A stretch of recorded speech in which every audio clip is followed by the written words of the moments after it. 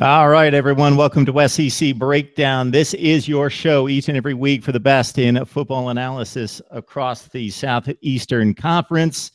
And, of course, it's the Core Four. It's Chad Niepling from Gridiron Now, Mike LaValle from Last Word on Sports, David Waters, and myself, who just anchor it down right here on SEC Breakdown. You can also catch my college football coverage across the nation on Mark Rogers TV.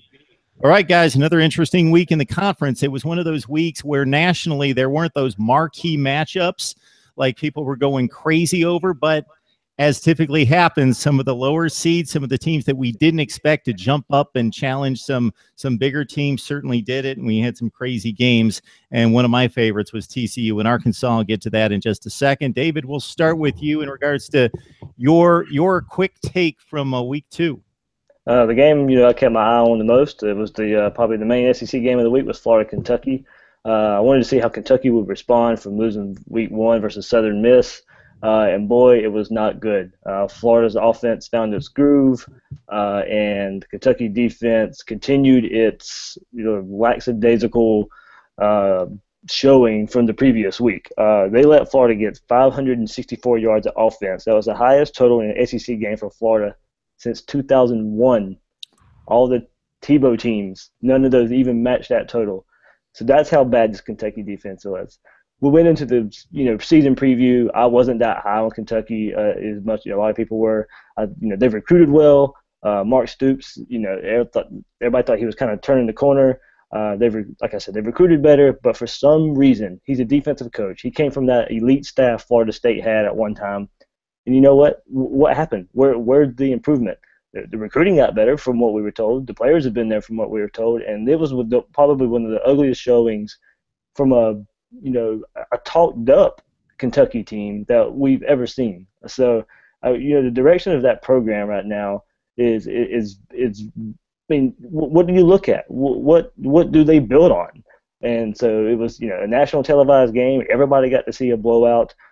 From a Florida offense that hadn't scored over 30 points in 10 straight games, and then this happens. So it was a Florida offense that was struggling coming in, found its groove against what we thought could be a better Kentucky team. All right, Mike. In a week where Tennessee got down 14-0 early, then stormed back for a big win in the Battle of Bristol, I should say, against Virginia Tech. Anything else catch your eye, or was it right there with the Vols? No, two takeaways from last week, Mark. One on the field, one off the field. Off the field, I think the Battle of Bristol went well as far as an event. Nothing really surprised me on the field. Already talks about doing another battle at Bristol. Will it be another Tennessee-Virginia Tech matchup, or will it be maybe Alabama, Kentucky, or Georgia facing another ACC team, maybe North Carolina State, one of those teams? Maybe even talk about whether or not Ohio State or a Big Ten team would come all the way down to Bristol. But the event went off well. Everything went well. So off the field, that was my takeaway. A lot of concerns about what might happen, but everything went well at Battle of Bristol. Turned out to be a resounding success. On the field, Vanderbilt's offense scores 47 points. Missouri's offense scores 61. Drew Lock goes for 5 touchdowns and over 400 yards. Eastern Michigan is probably the worst FBS team out there. Having said that, Nicholls State is an FCS team, and they almost beat Georgia. So still, even with Eastern Michigan being probably the worst FBS team out there, scoring 61 and having Drew Lock go 400 yards and 5 touchdowns caught my eye. Very impressive by Missouri. And Vanderbilt putting 47 on a decent MTSU team, a bowl team from last year, also caught my eye. Ralph Webb, over 200 yards. We all like Ralph Webb, think he's a good running back. But Kyle Shermer had a solid day, and Vanderbilt's defense stood out as well. Those were my two things that stood out from last weekend. Hey, Chad, where the early national narrative has been down on the SEC for a lot of close calls and also some embarrassing losses, it's also been there have been more highs in the SEC in defeating quality opponents from the other Power Five. What stands out for you in week two? Man, I really have to go with the TCU Arkansas game, not because I cover them, but just because of the fact that they went on the road and beat a top 15 ranked team. One of only a couple FBS schools to actually do it so far this season. To go on the road and pull that off was a huge win. And it's a big one for Bielema to hang his hat on. It's a big one for the program to make a step forward, especially with so many new faces and things of that nature. So I think it was a big deal. They've got kind of a smaller school. They've got a Sun Belt school this weekend, but then they've got A&M. So this really kind of sets them up to maybe have that confidence. And that was something I was talking about back in the spring and back in the summer, was how this could be a build-up for them. So I think TCU, the win there was huge to face off against a tempo team like that. But then to turn around, I love the Tennessee and the Bristol, man. I thought that was awesome to be a part of history, to be a part of 155,000 plus people watching a football game. I saw the pictures. I loved, seeing the flag, waving and all that within the fan base. Man, I just thought it was an awesome spectacle. Would have loved to have been a part of that myself, but I had to cover a game here. But still, that was awesome. I think that was just to watch. That was watching history. So for me, I had to go with Tennessee and then Bristol, and of course TCU and Arkansas. Hey, Chad, I'm going to piggyback off you because I really enjoyed the TCU-Arkansas game. And one thing I enjoyed was the contrast in styles, obviously, from TCU to Arkansas. Also, the contrast in two types of games that were played in one 60-minute span, plus the overtimes, because for 3.5 quarters, this was a game that Arkansas dominated along the line of scrimmage. It was 13-0. It was an Arkansas-style game. And then I was impressed with the Hogs because once Kenny Hill got loose, started to feel it from the pocket, started to hit his receivers, Turpin got loose a number of times, and it turned into a wild game all of a sudden. So it went the formula Arkansas win to suddenly, wow, this thing's up in the air and anybody can win it.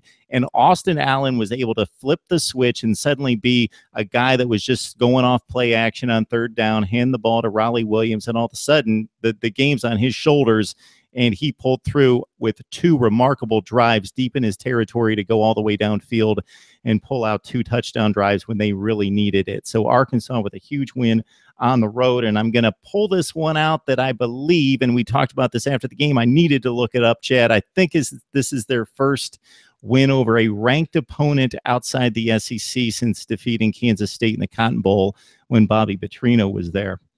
So there we go. This is SEC Breakdown. We come your way every Wednesday night, have this available for you on podcast Thursday mornings, and this is as good as it gets in analyzing the SEC with Chad Napling, Mike LaValle, David Waters, and myself, Mark Rogers. So now we'll play a little fact or fiction, boys, and we'll stay with you, Chad. Let's talk some Arkansas. Fact or fiction? Arkansas is the second best team in the SEC West. I'm going with fact, and this is something that I've talked about on Twitter. I've talked about on several platforms, and the fact of the matter is, and here's my reasoning why. Out of the Western Division, you look at the teams that had out-of-conference games. There's only 3 teams that really pulled it out, and that's Alabama, A&M, and Arkansas. And of course, they did it all against ranked opponents. Alabama beats USC, who was an AP number 20. Preseason poll, and they beat them pretty decisively. And you turn around, A&M beats UCLA at home, who I believe was number 16, number 18 in the polls at the time when they beat them.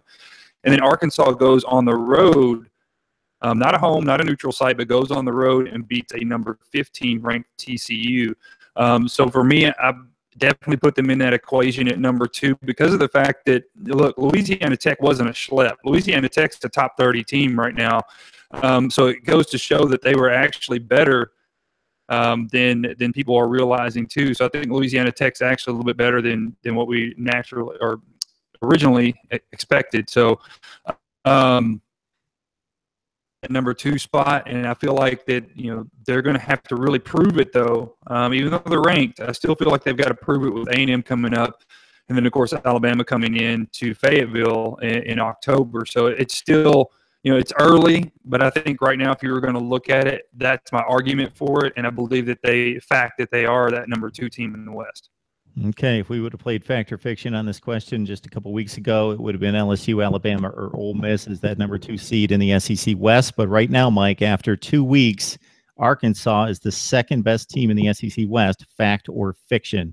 That's fiction, Mark. For Arkansas to get to number 2, for me, they're going to have to beat Texas A&M next week. Of course, they've lost to Texas A&M 4 straight years. And then you got to look at Ole Miss and Auburn. Auburn had a very competitive game against Clemson, and Ole Miss looked very good the first half of Florida State. We'll know a lot more about Ole Miss after this week when they host Alabama. They're in Oxford. But for Arkansas to get up to that number 2, they're going to have to win against Texas A&M, and then I'm going to have to see a little bit of retrograde from either Ole Miss and or Auburn. Look, I think Arkansas is a good team, but I don't think TCU is as good as their preseason ranking. I didn't even have them in my top 25 at Last Word on Sports. I'm not a big Kenny Hill fan. I think he's got a great arm. There's no defense at TCU. While that Arkansas win is impressive, I don't know that it's as impressive as people are giving it credit for. I've got Arkansas as the number 2 team in the East, in the West as fiction. All right, Dave, what do you think about our fact or fiction? Arkansas, the second best team in the West. Yeah, Arkansas, I think that's fact. Yeah, they're finding a way to win games and win games early in the season, unlike years past. I think you got to look at maybe Ole Miss, Texas A&M for right now, and Ole Miss injuries are piling up. So I don't necessarily. I want to see how they respond with those injuries against Alabama that's coming up this weekend. And Texas A&M, it's just they beat UCLA, and I kind of put UCLA, TCU on that same pedestal right now. The Arkansas went on the road and beat this TCU team. So the offense had some big holes to fill with Brandon Allen, Alex Collins, and Hunter Henry leaving. There were some good players, but they went on the road, new offense, top 15 team, and shut them down on defense, and shut down that TCU offense, what they were known for. And that Arkansas, returned 9 starters on the defensive side of the ball. They're showing signs of growing together, especially in that defensive backfield when what we saw against TCU. So now the new combo of Austin Allen, Hunter Henry, Jeremy Sprinkle, they're going to give the rest of the SEC West fits. So I'm excited to see where they go. Drew Morgan was the receiver I was talking about, not Henry left last year. So that combo of Allen, Morgan, and Sprinkle are going to give the SEC West some fits coming up. All right, Dave, we'll stay with you. So coming into the season, Josh Dobbs probably had the best talent around him in the division. Was he the best quarterback? Maybe. Jacob Eason, the hot shot recruit. A lot of talk about Drew Barker and his accolades coming out of high school. But right now, we didn't know a whole lot about Luke Del Rio a couple weeks ago. Is Del Rio the best quarterback in the SEC West? In the SEC East? Sorry, fact or fiction? I'm going to go fact for now again. Tied for first in the conference with Austin Allen for a completion percentage of 63%. Tied for second in the conference with Drew Lock for touchdowns thrown at 6. Third in the conference and second in the East with yards per game at 288. Granted, competition is not what it is, but through 2 games, that's what most of these, teams are facing right now. One quality opponent and one cupcake. So you could probably say Florida with Kentucky's a cupcake now. So maybe 2 cupcakes for Florida. But also second in the East with a QBR of 150 behind Jacob Eason. And I think the biggest thing for this Florida offense, Florida is tied for the most third down conversions in the nation with 23 so far. And a lot of that has to do with Luke Del Rio getting them in third and short situations and converting 3rd and 7s, 3rd and 8s, 3rd and 9s with his arm himself. So for right now, playing the quarterback position with his arm, I think he is right now the best quarterback in the East right now. Okay, Mike, as David pointed out, the other quarterbacks in consideration have probably played the better competition, but through 2 weeks, is Luke Del Rio the best quarterback in the SEC East? Fact or fiction? I'm going to have to go with fiction on this one. He had a great game against Kentucky, over 300 yards. The Florida offense struggled week 1. I certainly think Luke Del Rio is easily number 2. He could be number 1. I think it's really between Luke Del Rio and Joshua Dobbs. Dobbs had a great game on Saturday against Virginia Tech. Obviously, they're 2 different quarterbacks. Dobbs relies more on his legs than his arms. Del Rio has a very good arm and is obviously the best passer in the East. So I think I'm going to have to see a little bit more from Del Rio. I think right now I would have him at number 2. So fiction, he's the best, but he's clearly, I think, one of the top 2. Fact or fiction, Chad? Luke Del Rio, we knew little about him just a couple weeks ago, but 2 nice performances against UMass and Kentucky. Is he the best quarterback in the SEC East? Yeah, right now, I'm going to have to go with fact just based off of what I've seen of him statistically. And, of course, the Kentucky game obviously Kentucky is way worse than we thought. Maybe that's the reason why Stoops was so casual when I saw him at media days and he was just chilling.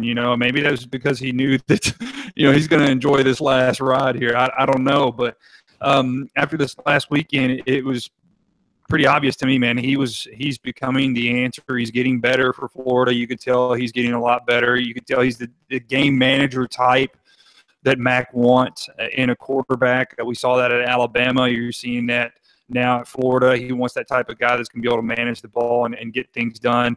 And I think that's the case. And like Mike said before, they're two different quarterbacks, really. When you start talking about Dobbs and you start talking about Del Rio, they're just two different styles.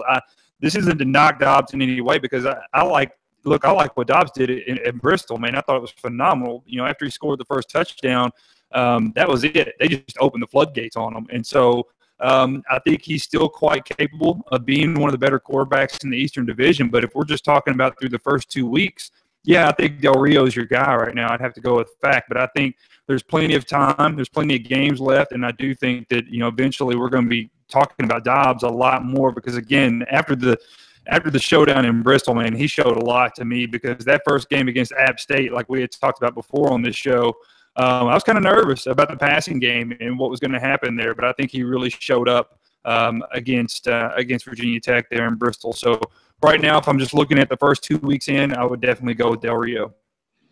All right, Chad, we'll stay with you. Mark Stoops has obviously energized the Kentucky fan base, at least in the offseason, because they're excited about these top 25 recruiting classes back-to-back. But if you can't produce on the field, then that certainly dies away. Right now, Kentucky's at 0-2, obviously facing its better opponents coming up. Right now, fact or fiction, looking at it down the road, Mark Stoops will be the coach for the Louisville game. I'm going to go with fact on that, because I can't see Kentucky letting him go before the end of the season. And the reason why I say that is because they would have to choose one of the coordinators to be an interim, which isn't out of the realm of possibility. We've all seen it happen in the SEC. But at this point, you know, I think the confidence in him as far as being the head coach and getting Kentucky to that next level and getting the wins, and even at this point, heck, even getting to a bowl game, seems out of the realm of possibility. And I think if you're Kentucky's AD, you know, you might be here in the next couple of games. You might realistically be having to put together a short list of names that you're going to need, you know, as possible replacements. I think he's done a great job. It's not to knock what he's done. They've put money into Commonwealth Stadium since he's been there. There's been a lot of energy, like you said, around this football team. They've done well in recruiting. But that being said, he just hasn't been able to get the W's that they need. He hasn't been able to get them to bowl games. And I know last year a lot of people wanted to point the finger at Patrick Towles, and, of course, they've had multiple different offensive coordinators under him as a head coach. But that being said, at this point, you almost kind of have to wonder, is it the coaching itself? Is the issue really with him? If we can't get the wins now, you're supposed to have the quarterback in place because Towles is gone, and you're still not getting the wins. Obviously, the finger is getting pointed at him at this point, and I think everybody knows that. So it could be he's just the guy that helps Kentucky get that next coach that's going to help get the program to the next level. But I will say this. I'll say fact that he will be the coach come Louisville. But after this season, it's right now, I just can't see them keeping him if he doesn't make it to a bowl game. Mike, we set it up a number of different angles before the season in terms of Missouri, South Carolina, Kentucky, and Vanderbilt being on that same level in the SEC East, and it being key who was going to win those matchups. Those are still to come, but through 2 weeks, it appears as though Kentucky could be the worst team in the conference. Fact or fiction? Will Mark Stoops be around to coach the game against Bobby Petrino and Louisville? I think if the question is if he's going to be there at the Louisville game, I think that's fiction. I don't think Mark Stoops will be the coach at Kentucky for the last game of the season. A couple of reasons why. One, the program has built momentum. Like Chad said, they've put money into Commonwealth Stadium. They have brand new indoor facilities, a brand new locker room, very nice facilities up there. They've helped pave the way. A couple good recruiting classes. So they think the pieces are in place. But here's the bad part. The team on the field is not progressing. Mark Stoops came in almost exactly the same time as Butch Jones. Those two schools are very close. The two fan bases are very close. And a lot of Kentucky fans really thought Kentucky was going to be able to move ahead of Tennessee with the Mark Stoops hire versus the Butch Jones hire. So, you know, he is juxtaposed with the fan bases against Butch Jones and his success that he's having at Tennessee. And they've continued to get worse in the results against Tennessee. They got close to beating Kentucky last week. I believe was their 30th or 31st straight loss. Dave, correct me when you come on, but it's either 30 or 31 straight losses. So while the program has momentum, the team on the field doesn't have momentum. Mitch Barnhart already has a short list. I guarantee you that. And I think he's gonna make the decision to let Stoops go before the last game, so he can get out there a week or two before everybody else and start talking to those guys who are on the market. I don't know what the appetite is in Kentucky for talking Art Briles, but there's going to be a couple coordinators that he's going to be able to talk to, and there will be a couple coaches that he's going to want to talk to before the end of the season when there are a lot of teams looking for head coaches. So I do not think he'll be there come the Louisville game. All right, Dave. Like Mike, you've got a pretty good beat on this football program and know the team pretty well, personnel-wise, throughout the offseason, but especially since you got to look at them on Saturday against your Florida Gators. Mark Stoops will be the coach when Kentucky takes on Louisville in the finale of 2016. Fact or fiction?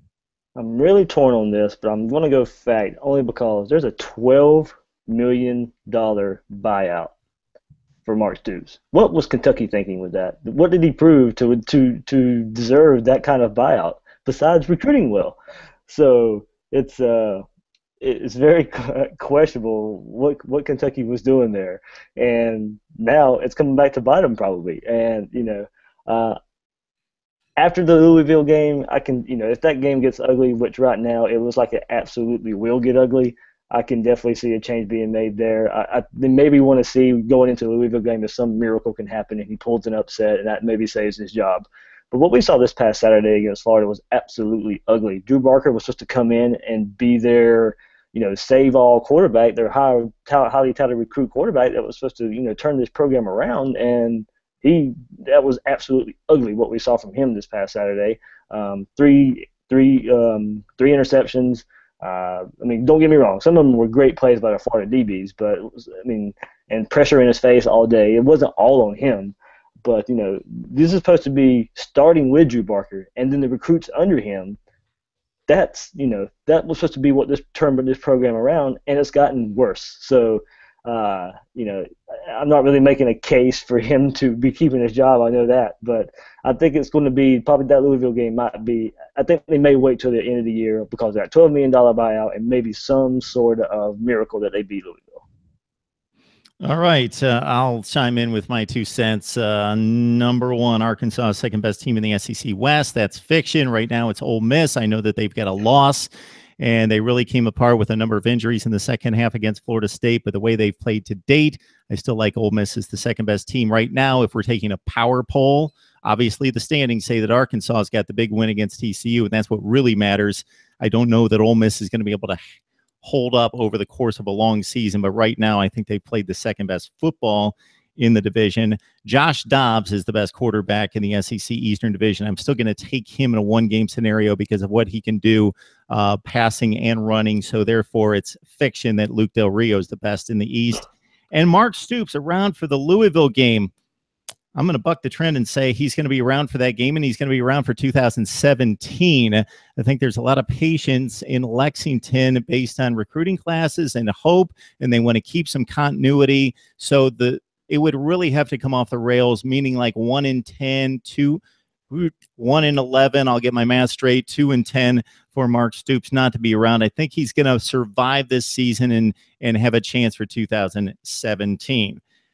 All right, folks, this is SEC Breakdown. This is where you come for the best analysis in the conference with David Waters, Mike LaValle, and Chad Niebling. I'm merely Mark Rogers, and I try to hold it together. You can catch me on Mark Rogers TV as well. All right, we've talked fact or fiction. We got our takes on week 2. Now let's look ahead to week 3 and a pretty loaded lineup. So now when they start playing each other in the SEC, it's good stuff. So let's hit it right off the bat with Ole Miss going for the trifecta against Alabama. So this game has not cost the Tide from getting to Atlanta and the college football playoff, but it's marred their season the last 2 years. Bama, a 10.5-point favorite, David, at Ole Miss. Your thoughts about this one? I really just want to see, going back to that Florida State game, how the Ole Miss offensive line comes through and plays, because that second half of that FSU game, their offensive line got abused. So I think the real matchup right now is the Rebels offensive line versus the Crimson Tide front seven. It was kind of a weakness versus strength is kind of what I want to see now. USC had 4 and 5-star guys all over the field. So they gained 64 yards of rushing. Western Kentucky 22 carries for 23 yards. So this Alabama front seven going against this Ole Miss offensive line, new look Ole Miss offensive line. I thought FSU's defensive line would control the game. I pretty much think Alabama's front seven is going to do the same as well. But Chad Kelly can make a play. That's the saving grace I think Ole Miss has with the injuries piling up. I just think that there's going to be it's going to have to be on Chad Kelly. I don't see a running game coming out for Ole Miss and giving him any help. I want to see what happens. Also, what happens if Ole Miss gets up big? Much like the FSU game. And so, can they keep it going? There's so many ways to go with this game, and of course, you mentioned the trifecta. Is Saban really going to get beat 3 times? I can't see it happening. I think I heard today that Joe Tiller back in Purdue was the only coach Nick Saban has lost to 3 times. So that was, that's very interesting to go there. Can Hugh Freeze do it? I don't think the run game is going to magically start to show up against this Bama defense, and I don't think Chad Kelly can do it by himself. With Alabama's eyes, focus for this game. We saw Saban kind of go crazy this past week, so I really look for Alabama and their front seven to really control the Ole Miss offense. It'll be a game in the second half, but I think Bama pulls away in the fourth quarter. All right, Mike. David said one thing that if you would summarize everything he said that really caught my attention was that Chad Kelly probably has to shoulder way too much in this game. That's at least my first thought about this matchup in Oxford. Yeah, Mark, we saw Chad Kelly have some success against FSU, and then he went from Chad Kelly to Bo Wallace. And they used to say good Bo, bad Bo in Oxford. And in that FSU game, Chad Kelly was good Chad, bad Chad. Look, I think David hit the nail on the head. The lack of running game concerns me for Ole Miss. Bama's front seven will focus on shutting that down. They will make Chad Kelly make plays, and he's not going to make enough plays against that Alabama defense. The secondary will be able to defend the pass game, and the knock on the Saban defense used to be they couldn't defend mobile quarterbacks. Well, I think they've proven that wrong in the last couple of years. Of course, Chad Kelly had success last year. They shut Deshaun Watson down. They've had success against Auburn's dual threat quarterbacks. I think Saban has schemed that. I don't think there's any way he's going to lose 3 in a row to Ole Miss. I like Bama, and I like Bama big in this game.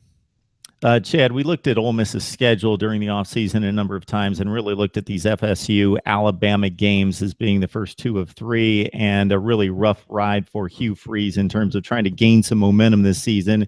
And, boy, they looked so good that first half against Florida State. It came crashing down on them. They got the break against Wofford to be able to regroup, but now it's right back into the fire against Alabama. So your thoughts on this one?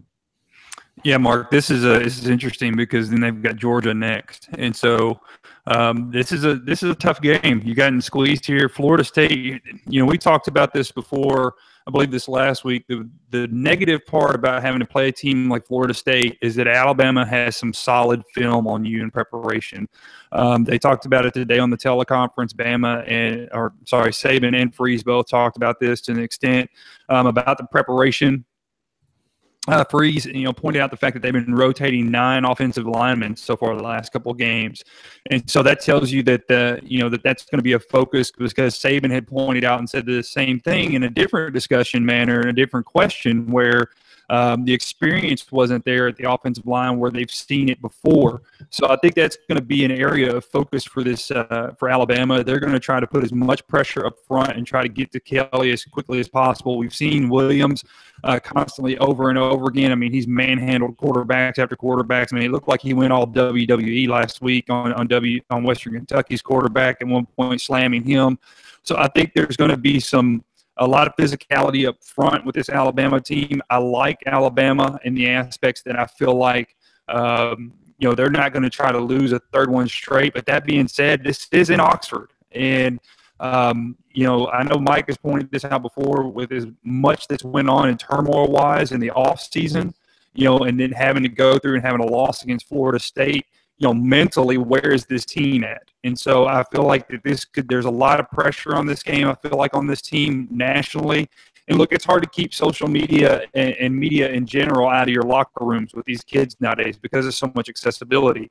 And so you got to think that they're reading some of this, they're hearing some of it. This Ole Miss team, yes, it's talented. And yes, you got up big on a Florida State team that's possibly going to be in the 14 playoff at the end of the year. but you couldn't hold on. And I think that's a big problem. And I think Alabama's going to review that tape. They're going to see some weaknesses, and they're going to see some areas. They're going to be able to see some weaknesses that they're going to be able to exploit with a guy like Hurts, who is mobile and he's going to be able to make guys miss, and they're going to try to get the balls out in the flats. They're going to try to make this defense focused in one area, and I think they're going to try to make them miss. So, I like Ole Miss because they're at home, but in this game, I can't think that there's going to be a team that's going to beat them for a third time in a row in the SEC. So I'm going to pick Alabama on the road this weekend. All right, we stay in the SEC East Western Division. Man, I'm getting East and West screwed up tonight. That's been like twice. Texas A&M taking on Auburn on the Plains, and a couple of coaches that need to get some W's now that we've hit conference play. Auburn's a 3.5-point pick by Vegas right now, Chad. Obviously, they played well defensively against Clemson. Very impressive outing against Deshaun Watson. Texas A&M with a big win that we talked about earlier against UCLA. Yeah, I'm not even going to go very far into this one. I think A&M curb stomps Auburn, just point blank. I don't think there's going to be much of a I liked Auburn's defense against Clemson, okay, at the end of the day. But I think offensively, A&M has a lot of firepower. Not saying that Clemson doesn't, but Deshaun Watson hasn't really been playing like himself the last couple of games. Even the last game, they didn't look too great. I think A&M at home is going to come out and be explosive.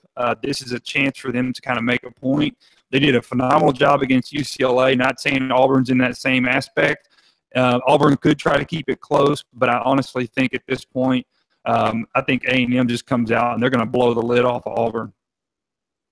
All right, Mike, we got the Aggies going at it. We talked about it a number of times in the offseason. I think the two of us really liked this Texas A&M squad from the standpoint of unpredictability. Where are they going to go with this season? And one of the toss-up games went their way early against UCLA, so that's one for Kevin Sumlin in keeping his job. But they've got a difficult matchup with Auburn on the Plains. Yeah, Mark, I think Chad hit on something very, very good. That the Texas A&M offense against the Auburn defense, and we talk a lot. You look at Auburn's first game with Clemson and how well they did, particularly holding Deshaun Watson in check, but he hasn't really looked good. A lot of people don't realize that Clemson's only bringing back 4 guys on their defense, and Auburn's offense still struggled. Clemson also doesn't have the wide receiving core that Texas A&M does. So all Trevor Knight has to do, he doesn't have to win the game with his legs, and he doesn't have to win the game with his arm. I don't think he has to do as much as Deshaun Watson has to do. All he has to do is distribute the ball, and he's got about 5 guys he can distribute the ball to. Then you got to look at the Auburn quarterback battle. We saw the first game with Clemson. They shuffled guys in and out, even mid-drives. Sean White had the majority of the time last week in Auburn's win against Arkansas State. Hey, Arkansas State's a really good team, and Auburn won that game 51-14. So I don't think it's going to be quite as big of a margin of victory for Texas A&M as Chad thinks it's going to be. I think it'll be a little bit closer. I think Sean White actually has better passing stats on the season than Trevor Knight. I think obviously Trevor Knight's played better, and he's led his team better. He's actually been far more important to his team than Sean White. But Sean White has not played poorly. They just can't get that offense in sync against top-tier opponents. Again, Arkansas State's pretty good, so don't overlook that 51-14 Auburn win last year. I think this game's going to be close. But I think two units are really going to make the difference for Texas A&M. Their talented wide receiver core and their defensive line. Their defensive line, I think, has the ability to turn this into a one-dimensional game. And if it gets to be a one-dimensional game, Texas A&M will take control of the game and win it. Maybe not as big as Chad thinks so, but win it handily. So look for that. Look for Texas A&M's defensive line under John Chavis to make Auburn a one-dimensional team and really take control of this game. I like Texas A&M by a little bit. I know, Dave, this has been the narrative for a long time, but it's still the truth. The West is stacked. These two teams would compete for a division championship in a few other places in the Power Five, but this might be a bottom feeder game. We'll see how the rest plays out, especially for Auburn hosting Texas A&M. Right. I think even though it was Arkansas State, I think we were kind of surprised by the way the Auburn offense kind of showed up and the way they looked. Sean White took most of the snaps. Kerryon Johnson looked strong running the ball, so Auburn was able to mix it up a good bit. And their defense, is better. But something I found, Auburn's defense still giving up. They're showing up, the ability to give up big plays. And going against A&M, that is not a good combo. Auburn has allowed 10 plays of 20 yards or more, and 5 that have resulted in 30-plus yards so far. So, with Trevor Knight coming in, he's been the ideal fit so far, I think, for A&M. Auburn's running game, like I said, it got going, and Sean White got comfortable. But with that offense and the way it was running, the best way to stop that offense is to get in the backfield. And if A&M does anything like they did against UCLA when they just lived in the backfield, it doesn't matter what Auburn does. It's, A&M against UCLA with 10 tackles for loss and 5 sacks. I mean, that if they get anywhere close to that against this Auburn offense, it's going to be a long day for Gus Malzahn. I don't think they'll get quite those numbers. I do think it'll be a good game as well. I like Sean White much better than the other Auburn options. So I think he himself can keep this game a little close with Auburn, but I like A&M to take this. Dave, we got to see Danny Etling against Jacksonville State. Mississippi State comes to Baton Rouge this week. Etling went 6 for 14. Didn't complete a pass in the second half, but the crowd didn't seem to mind. They just wanted change, and he looked confident throwing the ball. He misfired a number of times, but it's Mississippi State taking on LSU. Right. You mentioned Danny Etling came in. Yes, they were excited down there, but, just 6 of 14 for 100 yards, but it was still better than what they were getting from Brandon Harris. Look what's happened there since, he got benched against Wisconsin. Now he's complaining on Twitter.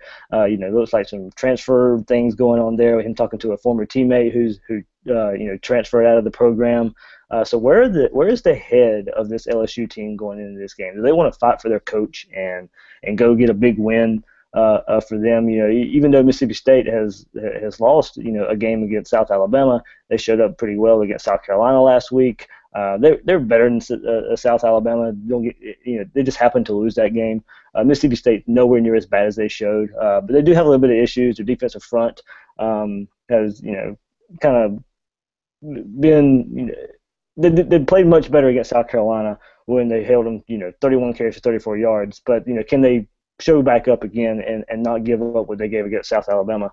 We're going to see how Leonard Fournette, is he healthy? Is he going to be the rock? Because don't get me wrong, no matter who plays quarterback for LSU, they're not going to go in and throw the ball all over the place. So, if they have to play catch up, because Fitzgerald, he showed flashes last week of a guy who could come in and maybe replace Dak Prescott. He's got to keep that up. But he showed arm and legs last week. 195 yards rushing, 178 yards passing with a pair of scores. So he needs a similar effort to beat LSU. But I think LSU somehow rallies around Les Miles. I think they get it done. But I don't necessarily think it will be Etling that makes them win the game. You won't point to Danny Etling as the reason they win this game. I think Leonard Fournette comes back healthy and gets a win for the Bayou Bengals.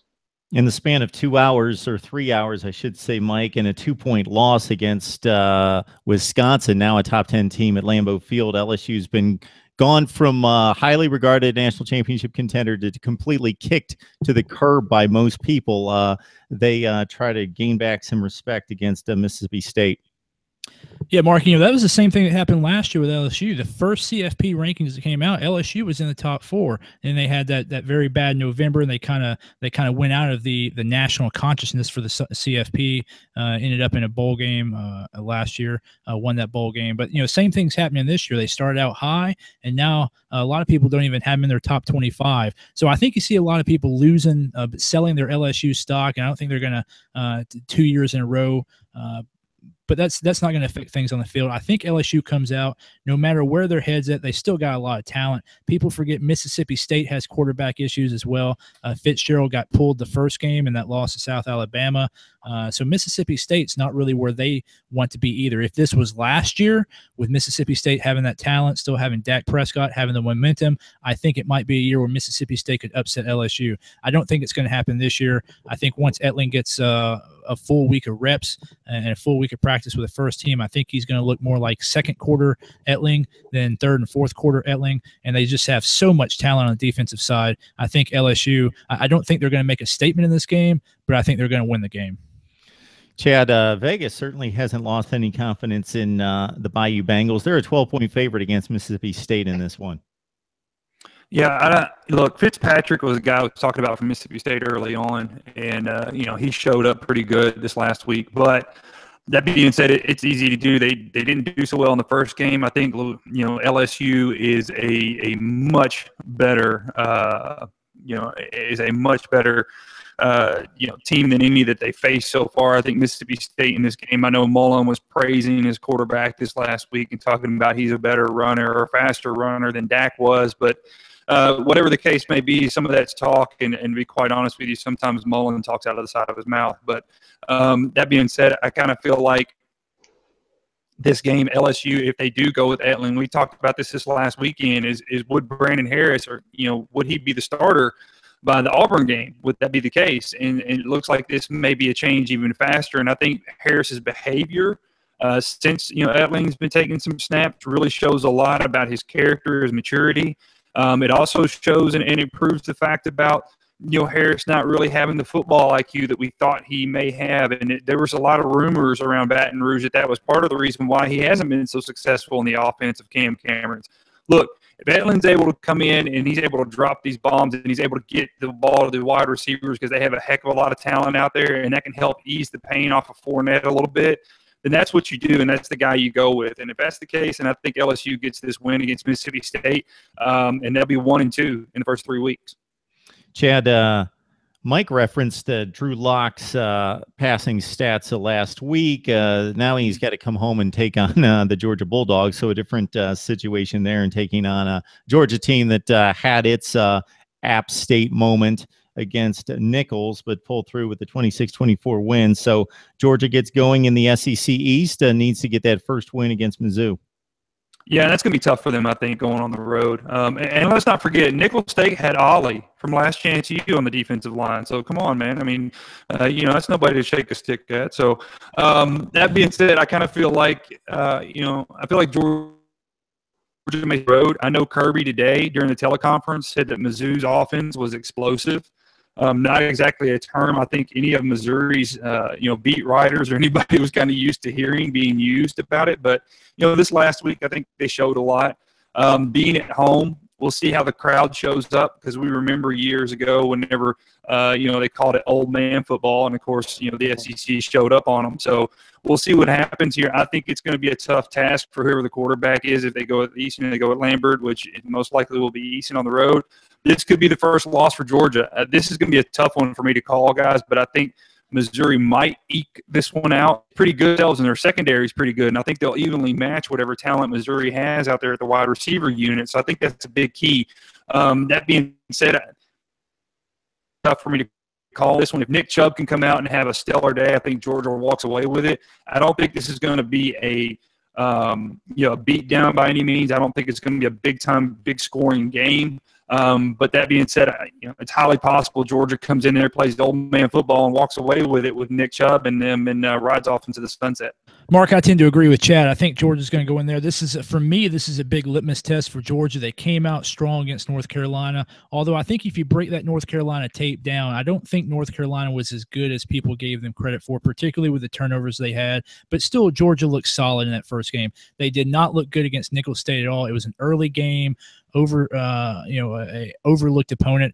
I'm not gonna question Georgia and Kirby Smart's direction too much after one game. The bottom line is they walked out there with a win. It wasn't pretty. It didn't look good. But if they can rebound and win on the road at Missouri, that'll tell me that Georgia is kind of on the path they need. This is going to be a litmus test game for Georgia. And hey, here's the big thing about what Chad said. For Kirby Smart to say that Missouri's offense is explosive shows you the one lasting effect that Lou Holtz had on college football. The incredible overstatement by a head coach the week of a game.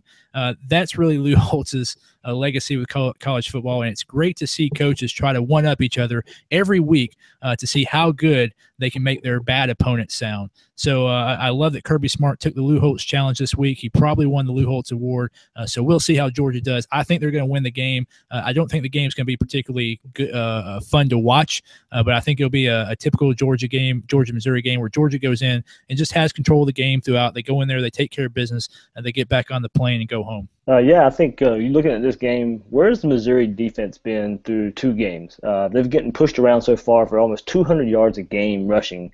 and they've only gotten one sack in these games. So the defensive line that we know Missouri for, and the defense in general we've known Missouri for, hasn't shown up yet. But if you go back to Georgia's game last week against Nichols, they couldn't block for Nick Chubb or whoever the running back was. If it wasn't for Isaiah McKenzie and him being the probably the SEC East biggest playmaker right now, Georgia may have been looking at a big upset loss there. So. I think they're going to first and foremost get Nick Chubb going with Missouri's defense struggling to stop the run so far. Yes, we mentioned Drew Lock for Missouri. Maybe has turned the corner. Yes, that was Eastern Michigan last year, but that plays right into Georgia's strength, which is that secondary. North Carolina tried to pass the ball all around on Georgia, and that didn't help. If they would have stuck with running the ball, I think they would have had more success. So maybe Missouri does try and get that if they go back and watch that North Carolina tape. But Georgia, whoever has quarterback, Eason, Lambert, not quite finely tuned yet. But they can play ball control offense, and I think that probably what will be the difference in a close Georgia win over Missouri. Okay, Chad, Mike was saying that this one's going to be difficult to watch, Georgia at Mizzou, but how about this one? Vandy at Georgia Tech. It could be interesting, but it also could be a bit difficult to watch. Yeah, and here's the thing, triple option versus 3-4 defense, this could be again, it could be an ugly game, but here's the thing, I think Tech, we've seen Shermer has not been for Vanderbilt, the quarterback has not been very effective. I love Webb. We all love Webb. If he was on another team in the SEC right now, we'd be talking about him being one of the better running backs in the conference. That being said, the quarterback play has been atrocious. I think their defense has been pretty good, for Vanderbilt. But that being said, right now, I can't see them beating a team like Tech, this early in the season, because the offense just doesn't have an identity. Outside of handing the ball to Webb in the run game, offensively, they don't have much of an identity. So I feel like right now, I'm going with Georgia Tech in this game just because I feel like that's really the safe pick. And yeah, you talk about ugly games. This could be an ugly game, but it's going to be a lot of ball on the ground. And right now, so I think it's going to be Tech, and that's what I'm picking. Mark, I'm going to take Georgia Tech too. You look at a Jekyll and Hyde team. Georgia Tech finished the 2014 season as the Orange Bowl champion, beating Mississippi State. Paul Johnson had some very kind words to say about the quality of opponent coming out of the SEC. Then they went last year and went 3-9. There are 3 wins. Check this out. Their 3 wins were Alcorn State, Tulane, and of course, much like Tulane and Alcorn State, Florida State. So they go and they beat 2 smaller schools and then upset Florida State. But here's the thing about Georgia Tech and the triple option. Chad mentioned it. The triple option offense is kind of like facing a knuckleball pitcher in baseball. You dread it going into the day of the game. You're not looking forward to it. You hate playing against the knuckleball pitcher, and then it messes up your swing for 3 or 4 days after that. I think Vanderbilt's defense is good, but I don't think they match up well against the triple option offense. Vanderbilt's defense is very much a pursuit defense and very much a gang tackling type defense, not built to win the one-on-one battles. Of course, the triple option offense, you're looking at the defensive ends and defensive tackles and those outside linebackers as that one-on-one matchup. So I think Georgia Tech matches up well against Vanderbilt. The Georgia Tech's got some guys returning. Justin Thomas there at quarterback, he's got experience. They return their top 3 rushers and they return their top 2 receivers. So I think Georgia Tech is going to win the one-on-one battle. I like Georgia Tech in this game. Vanderbilt's offense, even with the 47 points they put up against MTSU, I just don't think Vanderbilt's offense is going to do enough to go on the road into Bobby Dodd Stadium in Atlanta and win that game. I think, luckily for Vandy, I think the Georgia Tech offense hasn't really hit its stride yet. I watched a good bit of that Boston College game to open up the season there. So, but yeah, I think if you go back to Vanderbilt, and they have the second least efficient passing game in all of college football right now, and the running game hasn't been much better. Ralph Webb just carrying that by himself. He needs more help. So, I did mention, or I'm going to mention, they did stop a dangerous Middle Tennessee State team. I thought would give them a little bit of problems last week. Though Kyle Shermer, he played all the meaningful snaps. They actually stuck with him for a good bit this time. But he only had 15 of 28 for 113 yards and a touchdown. I think Vandy needs this win for bowl hopes. I thought they responded well against Middle Tennessee, but I kind of agree. I think that Georgia Tech offense, I think, will find its groove against this Vanderbilt defense. And a defense I like, but like Mike mentioned, not necessarily a good matchup for this type of Georgia Tech offense. But I think another good close game here with Vanderbilt and Georgia Tech. Okay, elsewhere in the SEC, we've got East Carolina. They seem to be a giant slayer when they take on ACC and SEC teams, especially in the ACC in recent years. The likes of North Carolina and Virginia Tech. They go to Columbia to take on South Carolina, who obviously got their butts kicked against Mississippi State on the road last week. We got Tennessee taking on Ohio. And how bad is New Mexico State? We talked about the issues at Kentucky. New Mexico State's a 19.5-point underdog against the Wildcats, and I'm going to reserve my picks. You can catch them later this week on Mark Rogers TV. All right, this is SEC Breakdown, and this is where we get it done each and every week. And in addition to this show, which was released on the audio side on Thursday morning, we do segments throughout the week, post-game, pre-game predictions, all sorts of stuff, and analysis throughout the week across the SEC. All right, guys, for Chad Niepling, for Mike Laval, David Waters, and myself, Mark Rogers, we will see you guys next week.